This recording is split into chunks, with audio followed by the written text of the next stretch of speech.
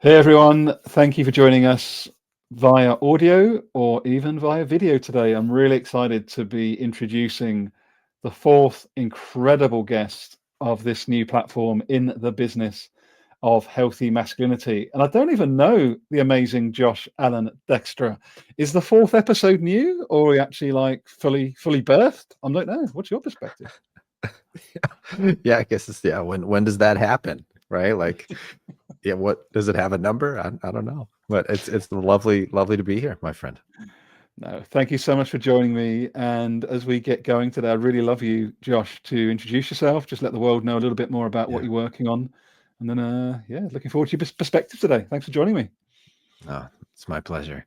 Uh yeah, so I guess these days I would probably call myself some sort of like activist for the future.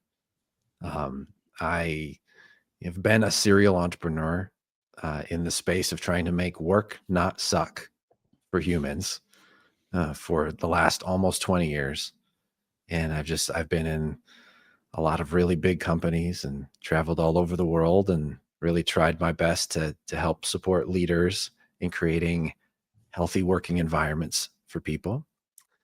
And I've done that in a lot of different ways, through consulting and facilitation and assessments and leadership retreats and kind of all the things that companies hire outsiders to try to help them, be better with their humans.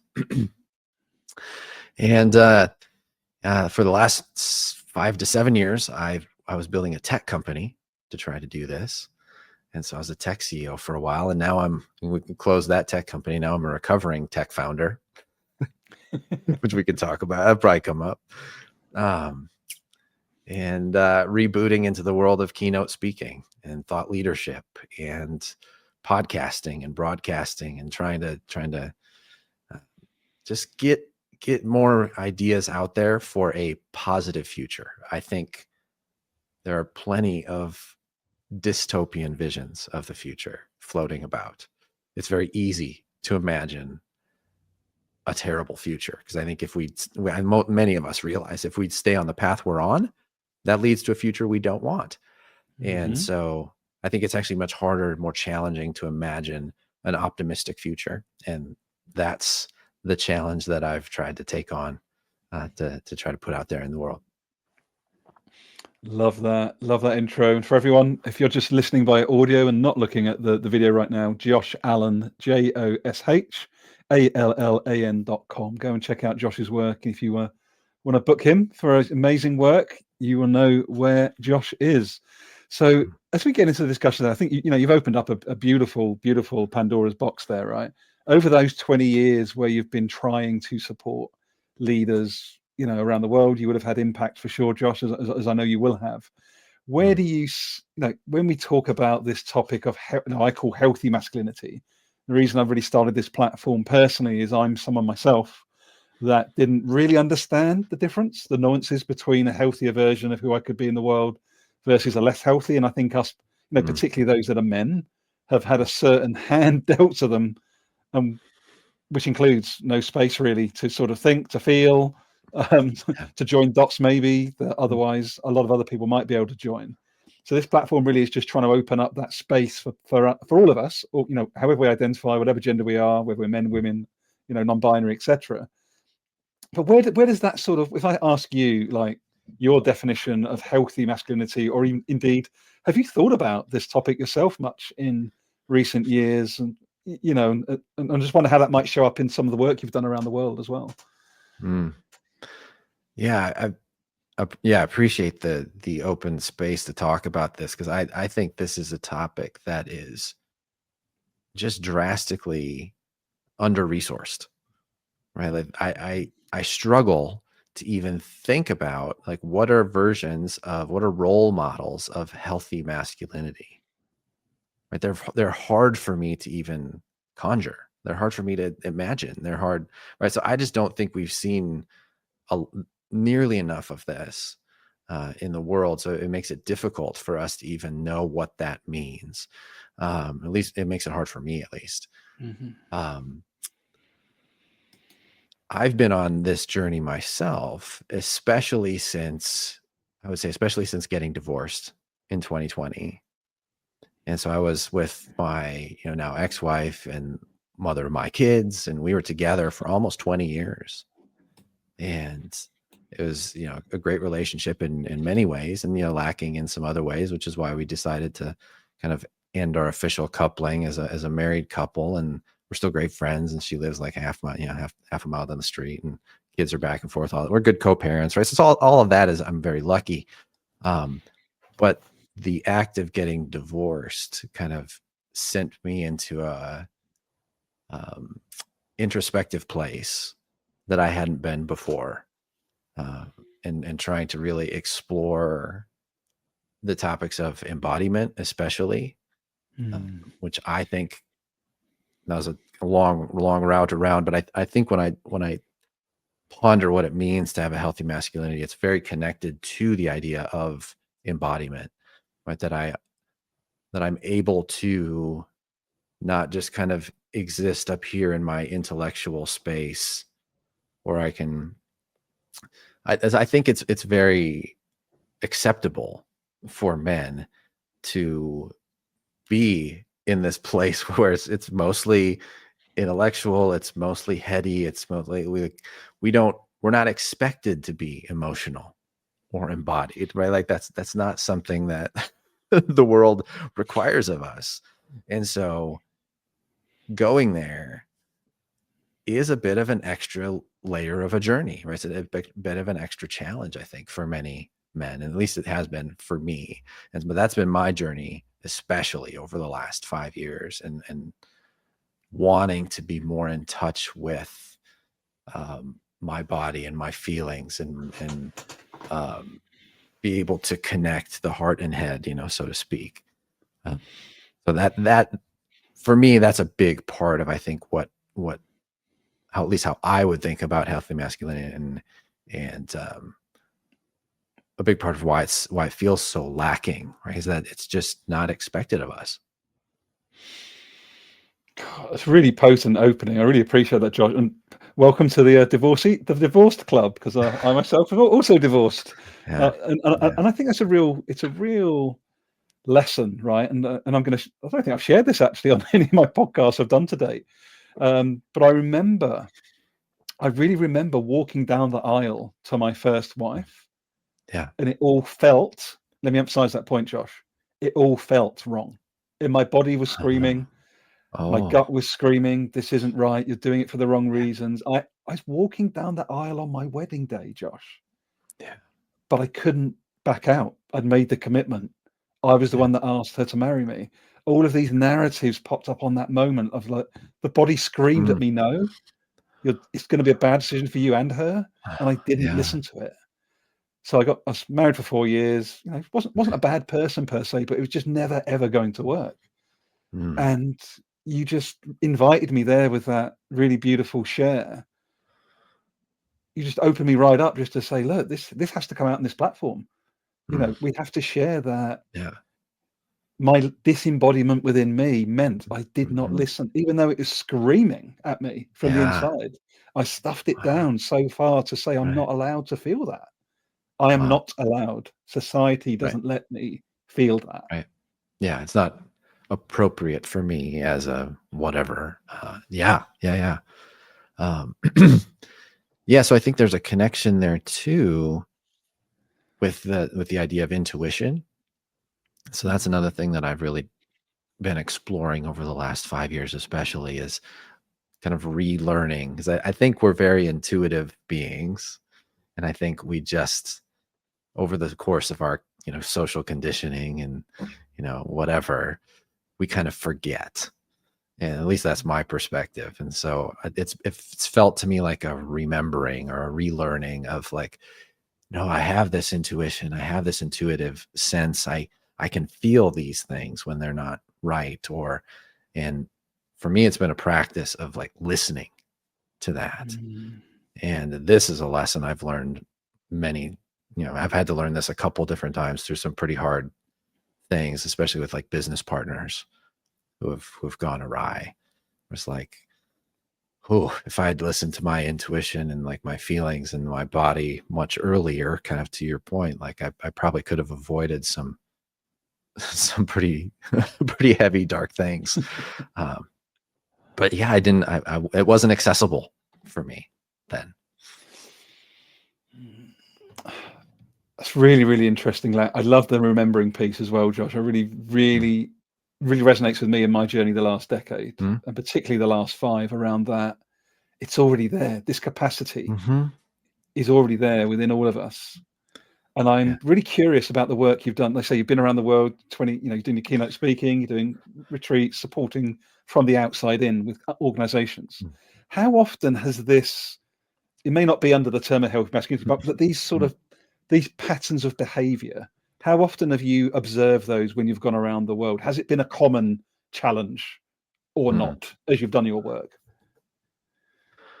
Yeah, it's an interesting prompt, because like, as I'm reflecting on all of the different clients and situations and teams and, executives that I've been able to work with, I do think these themes were always present, right? Like, was I present to them? Maybe not, but I think they were always here, and impacting our ability to do the work. Yeah, I think the big challenge many times of like doing this work, and when I say that, I really mean like the work of human expansion. How do we help humans expand inside the context of the workplace? Whereas the workplace can be a really powerful container to help people actualize.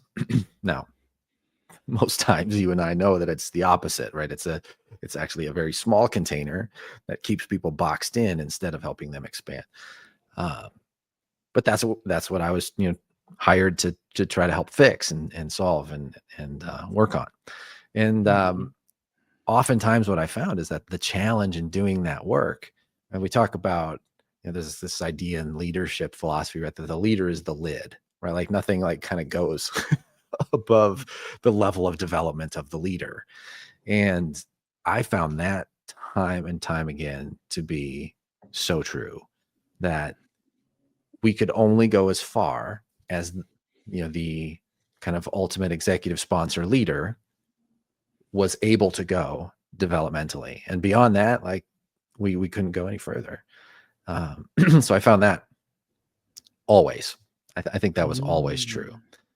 And so there was this kind of inherent, I guess what I'm saying, there's kind of this inherent limiting structure, inside the work, where like, even if everybody on the team, everybody in the division, everybody wanted to go to this place where we could have more expression or, humanity inside the workplace, right? If your leader isn't able or willing to go there, it's just not happening. And so I think what we see there too is kind of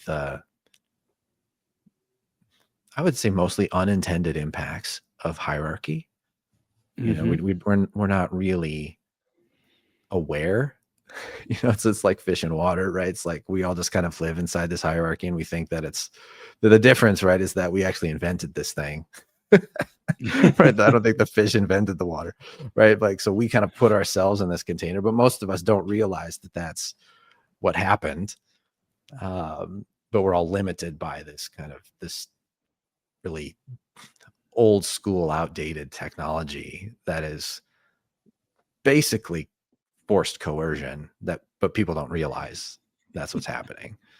But yeah, that limits us as well. I would say it's like we've got limitations of leadership, internally, like how willing they are, or how much developmental work that they've done. But then we also have kind of structural limitations of hierarchy structures, I think, too.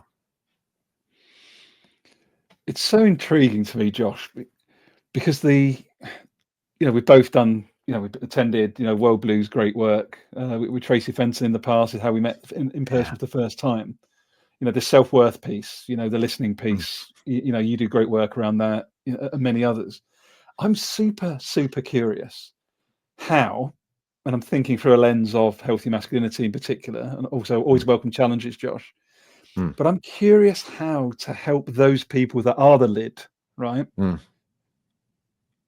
how do we help them realize how much more free they could feel if they weren't the lid? And Yeah. can they ever become aware that they are the lid? Mm-hmm.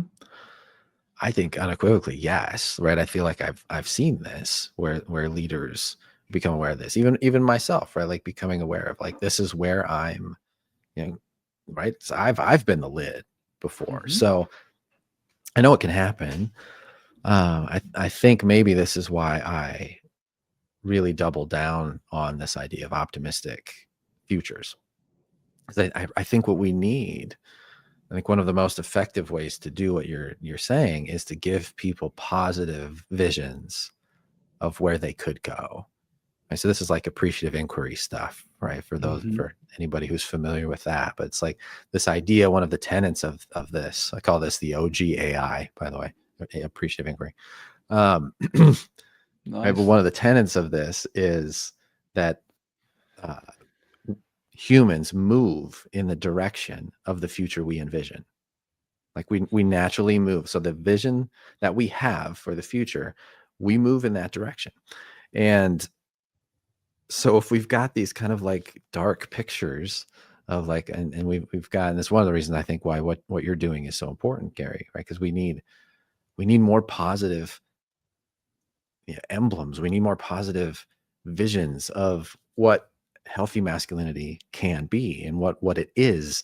Otherwise, we can't move in that direction. Right? It's really, really hard for us that we're just going to kind of keep defaulting to the way it has been and all of the examples we've seen, which are really kind of clouded with all of the history of colonialism and patriarchy and all of these things, right? Like, so unless we see some different examples, it's really hard for a lot of people to imagine, right? Like, oh, I could be that. And this is why representation matters so damn much. I really appreciate you bringing that into the conversation, Josh, because when I first imagined this platform, right, when I first reached out to you and some of the other guests, I was intentionally direct around supremacy culture, colonialism, patriarchy, the desire for us to collectively imagine beyond that, regardless of what we look like, what we identify with. However, that's quite a stretch, depending on as an invitation to someone you don't know very well, which there was a couple of people I reached out to. I was like, based on how they reacted, that might have been a bit much a bit soon. And that's a learning edge for me, right? Is that the systems that we've all been brought up and conditioned on through education, throughout, like everyone, I believe, like you. And by the way, I love that the OGAI. That is brilliant, genius, Josh Allan Dykstra, love it. It really is this point that we are an abundant, right? There literally is abundance in our organizations, right? Yes, there's structures, hierarchy, there's silos, they need to be busted down, blah, blah, blah, blah. But there is nothing to be done apart from get out the freaking way of ourselves and one another, right? Nobody needs to be patronized. Nobody needs to be paternalistically managed as if they've got out of bed and you need to brush your teeth for them. Yeah. But it's fascinating how much of that crustiness, I feel, leads to the unhealthy side, which is control, coercion, even abuse within a workplace, right? Yeah. And I don't think it's always intentional within a workplace setting, at least. No, I think it very rarely is, honestly, at least in my experience. What I think we want to help people be aware of here is the role of systems. So, right, that systems exist, and that most of us, until we kind of like somehow find the way to like get the scales off our eyes on this topic, like this is another fish in water thing, right? That these systems exist, and most of us live our lives at the affect of the system. We don't think about that someone designed the system, someone's maintaining the system, someone's kind of fostering the system to let it keep doing what it's doing. We just complain about it. It's like, oh, especially like in the US, right? Like we've got this really terrible healthcare system. Like it's just horrendous. And most of us don't recognize that we ought to be fighting against the system. Instead, we fight each other. And, it's left versus right. And it's, all of this kind of like silliness over here that feels real, but it's actually not the right place. We haven't put the anger in the right spot. Like the anger needs to go here to the system, and we can reinvent that. And let's fight against that, because that's what's actually harming all of us. And I think this is what happens in organizations as well, is that we create these systems and then we live our work lives at the affect of those things, not thinking or not realizing that we could actually change them. Now, this is one of the inherent issues with hierarchy also, is that only certain people at certain levels in the hierarchy can actually change the systems. So this is, I think, speaks to the challenge that you're also getting at, right? Is we need leaders. And so I keep making this point with every senior leadership audience that I speak to, is like, the work of leaders is systems, in my perspective. Like, right, in an organization, right? I think the work probably starts here for them to be able to do that. But like inside the organization, I really believe the work of leaders is to work on systems. And because so many people are impacted by these things, and they don't even see that they exist. They're just tortured by them all day long. And if I may build on that, if you were, I don't know, let's just say you're going to design a couple of days or something for an exec team to better understand systems. What would that potential, what are you going to, what's the sort of curriculum going to be? What are the topics you're going to want to take them through to get them to start to get, because curiosity is key here, right? It's like space, but also it's curious. How do you ignite? I like the phrase igniting curiosity in somebody somehow, if you can. And I'm just curious what that might actually look like if we sort of like played it out in this moment. What are the sort of things you'd want to be exploring with an exec team? Yeah. Oftentimes I'll come through the lens of like energy, like human energy and flow states. Which, if that language isn't familiar to people, it might be like, wow, that sounds, ridiculous or crazy or whatever. But all I'm really talking about is that, people work better when they're actually energized by the work they're doing. Right? When the life isn't being sucked out of them by the tasks they're doing every day, they perform better. And this is proven through flow science, right? Flow states, being in the zone. People are, on average, leaders will say they're 5 times more productive when they're in flow state, but fewer than 10% of executives are executives are in flow fewer than 10% of the time. So it's like, yeah, so the opportunity is huge here. And we look all of these other places in our organizational initiatives to get more from our people. But really we're looking in the wrong spot. Like, they have everything they need. They just need better alignment with what actually makes them feel energized at work. So we'll often walk through this door. And I think what this helps make accessible for leaders is to see that most of their systems actually suck the life out of people instead of energize them. So we can just go through the list, right? It's like, this is not a difficult kind of, cognitive exploration here. Let's talk about the way you do meetings. Let's talk about the way you run let's talk about your performance, management system. Everybody love that. Or let's talk about your HR information system, right? Let's talk about, like your expense reports, right? Like all of these systems that intersect with humans suck, right? And I mean that literally, right? Like, they suck the life out of everybody. And it's backwards. It's the default way of doing things, but it's not even close to the best way. And so when we go through this door, I think it helps leaders start to see, oh my goodness, you're right. Like these systems are they're destroying the efficiency of my organization. Like, I would not put up with a technology stack that ran at 10% efficiency. That would be ridiculous and stupid. But this is what we do with our humans, right? Like, our human stack is just it's probably running at about 10 or 20% efficiency because nobody is in flow ever. Well, do you know what? Thank you for working with, actually playing that out with me, Josh, because Guess what? There's more data out there exactly to reinforce what you said. And people on this platform will hear me say this probably every episode because it matters. Gallup, Global State of Work Report, released literally in, I think it was last month, September or August 2025. 21% global engagement across hundreds of thousands of employees, right? Yeah. So that means, again, because I like to make it, like I'm a business person, I work in an international business environment, 79 pence in every pound of salaries execs that you're spending is wasted or ineffective. That's what Josh Yeah. is talking about here, like in Yeah. real monetary term. That doesn't mean get rid of all your people and replace them with a fake AI thing that's not going to add you any value apart from do admin tasks. We're talking about 4/5 of every Yeah. dollar, cent, shekel basically being wasted down the drain, Josh. It's insanity. Yeah. Yeah, it is. It is. And we've just kind of looked at this as like, you know, the cost of doing business or some bullshit. Like it doesn't make any sense. Because it's the only part of our business that we do this with, right? Everything else is like, you know, we look for efficiency, we look for productivity, we look, right? Like we would not handle an operations department that was running like this, right? Like that COO would be replaced immediately. Like this, it's insane.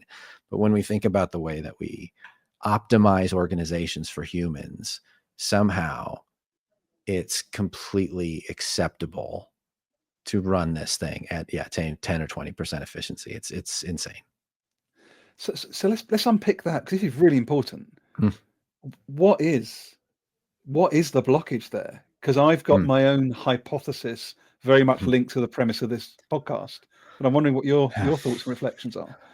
Yeah. I think this is a very meta level problem. Like this is a meta system kind of, I'm going to say a story problem. Like for me, this goes back to the organizing story of life right now is work, business, capitalism, whatever label you want to put on it, right? Work, business, capitalism is how we organize reality, right? It determines, right? It really does control the way that we live our lives. That's a story. That's a story that we have chosen to believe collectively, that this is the way we should organize our reality. We didn't have to do that. We could have all just like organized our lives to be like, you know, living on beaches or, you know, whatever, but we didn't. Right? We organized around this kind of capitalistic thing. Now, the challenge with that story is that it's an insatiable beast. Right? With that particular story, because it's organized around the accumulation of capital, right? Like you can see it right there in the name. It's capitalism, right? Like that tells us what the point of this is. It's capital. And so everything then gets defined in terms of capital, social capital, relational capital, human capital, right? It's like everything becomes subservient to this system. And until we have a different organizing story, one that we need a different ism, right? We need a different ism to organize around that doesn't say, you know, capital is the point of all of this. But until we have that desire, so I love this. This comes from Janine Benyus, who is the author of the biomimicry stuff. Right. And so what she says is that we need to change. We need to look at what we desire as humans. And until we evolve what it is that we desire, we will be forever trapped inside this machine. And so that's kind of where my brain goes with this is we need a different organizing story. I'm going to explore this a lot in the book that I'm writing next, Gary. So there'll be a lot more on this, but yeah. Oh, I'm excited. I'm excited writing another book. The other thing that comes straight up for me as you're discussing that, Josh, is collectivism. There's one ism that I think is sorely missing as a organizing narrative. because, you know, and also again in the spirit of this, how do we even create the capacity within ourselves individually and collectively to reimagine another story? It means we have to feel like we've got agency, right? And I think when I look within a lot of organizational systems, companies, there is a lot of people, particularly at the mid and lower levels, who don't believe they've got that agency because of their own version of a story or fear or whatever else is going on. Even if the organization is doing good work in the world, their own personal narrative may be telling them something else. So I'm super curious around, you know, how do we sort of remind everybody that they have got this, you know, it's not just leaders, right? It's not just power holders, it's all of us. Like that's where the collectivism for me comes in. Yeah. I like that a lot. Anything that reminds us that separateness is an illusion is probably a very good thing for us at this time in history, right? That we've got this really persistent illusion that what I do doesn't affect you, or what governments do won't affect markets, or right? Like that we can live in these separate boxes, and it just doesn't work that way, right? Like that's really like old school science. It's not like quantum understanding at all of how the universe actually works. Like all of this is entanglements and connections. Like it's how everything stays together. And so for us to pretend that we are somehow separate or above the natural environment is a really dangerous thing. For us to feel like, to tell ourselves that we're separate from each other is a really dangerous thing. So I think, yes, like I love what you're saying about the collectivism, because we need to kind of like rage against this illusion of separateness, because it is so destructive. And I'm really curious as well around the sort of the masculine traits, or the healthy, what would be a healthier traits for all of us, but particularly men, because ultimately, you know, it is majority men that are in the most powerful positions still, rightly or wrongly. You know, what are those behavioral traits that you and I, others may think we need to cultivate, right? Because again, like going to the gym, right? I know it's an overworn metaphor, but I think it's an important one, right? We are able to build capacity, or remember, to use your word, right? We're able to remember our innate capacity. It's not that we need to go to a gym 3 times a week to do that. We've just got to get out of the way more often and be open to other perspectives and etc. is my view. I'm wondering what yours is around how we try and cultivate and remember that capacity again. Yeah, that's exactly where my brain was going right when you went there, Gary, because like as I was finishing that last thought, I was like, you know, we also have this illusion of separateness in ourselves, right? That I somehow think that my head is separate from my heart, or my gut, or like I've got these kind of like all these intelligence centers in my body, but I really only pay attention to this one. And it's like another kind of illustration of this illusion of separateness, right? Like I'm actually separate from myself. And that's another really dangerous place for us to think that. And so I think that leads us back to kind of where we started, right? In terms of this integration, embodiment of self, that it's an essential part of the journey. Is if we don't kind of reintegrate ourselves, I think we're going to struggle to see the connectedness of other things outside of ourselves, if we can't even see the connectedness of the things inside of ourselves. Boop, mic drop. Really powerful how you've sort of weaved that back almost in a beautiful generative circle, to the point where I think that's a really nice way to probably start to wrap up and leave people with that sort of sense of what's possible within and around themselves. So tell us more about the book, Josh. Tell us more about the work that you're, you know, anything that's coming up, any new programs. Let the world know, you know, what you're working on and how they can reach you. Yeah. I'm in this really, like, just transparently, I'm in this reinventive kind of time.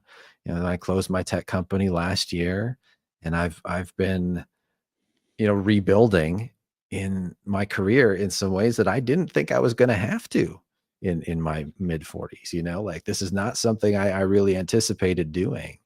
It feels like starting over. Of course it's not, right? Because I've got all these years of working with organizations, but it feels much more like starting over than I wish it did. but maybe there's a new way for me to look at that and say there's an adventure here, and I try to practice that. But yeah, what's next for me, I think, and this is all kind of emerging, Gary, honestly, I'm still trying to navigate this. I think where this is going for me is, another book, which I'll have to tell you about more maybe on the next time we get to chat. It's still a little bit nascent and trying to figure out exactly what it's going to be. But I think where I want and feel like I'm compelled to go, I've been in this space of work, right? Like, that's been my universe for the last 20 years. Mm-hmm. Where I feel myself called to next for the next chapter is to take that expertise and apply it slightly more broadly. So I want to talk about organizational structures of all kinds, whether they're civic, governmental, political, social. Like, how do we use the things that we've learned about how to create really healthy places for people to work and apply that more broadly to societies and government structures? And how do we, 'cause I think we're at a time in history where all of this stuff needs to be reinvented. I think the old structures are dying, and I think many of them need to. Mm-hmm. But the thing about death is that it also brings birth. And so, like, it's what allows new things to be born. It's a really philosophical answer to your question, I'm realizing, but like, it's kind of where I am right now, is really thinking, okay, what is the next thing for me? It's something to, like, help the new thing be born, right? Like, how do we create the kind of future that we actually want to live in, that we want our kids and grandkids in there, right? Like, what is that? Like, how do we create that is basically my full-time obsession right now. And the kind of commercial expression of that is me keynote speaking, so Mm-hmm. that's what I'm doing a lot of these days. But I'm trying to kind of, like, expand my thought leadership into these other spaces as what I'm calling myself an optimistic futurist these days. So, like, how do we Nice. create that thing that we actually want? It's kind of all I think about right now. I love that, Josh. Well, I've got a couple of people I'm already thinking about in civic institutions that I think would be good to connect you to as well as you continue that expansion. So, and also one thing I want to leave the listener and viewer with, which I think is a really important thing. Certainly, I've learned this: not being afraid of death, personally and within an organizational setting. Like, that's been one of my single biggest step changes in the last 3 years. I'm not saying that it's easy, but there's a shitload of freedom on the other side, not being afraid of dying. Admittedly, Josh, I had testicular cancer, as you know, 5 years ago. That made it a little bit easier to be able to see beyond this sentient thing of life.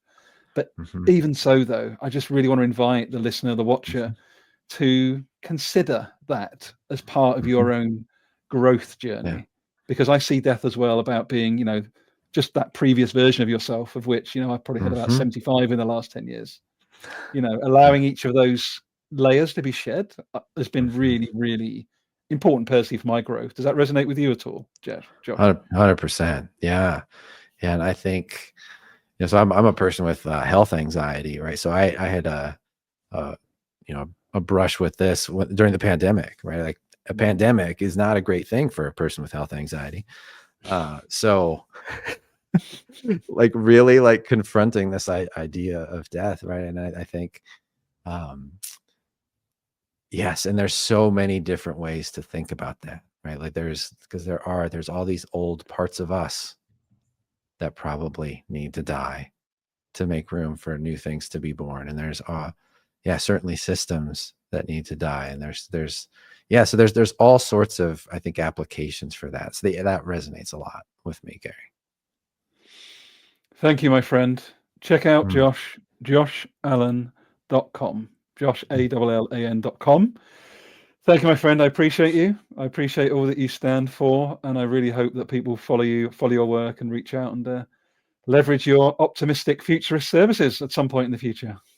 Oh, well, thank you. I love and appreciate you so much, Gary. Really, like yeah. Thanks for inviting me to this conversation. It's been beautiful. Thanks, everyone. Take care. All the best.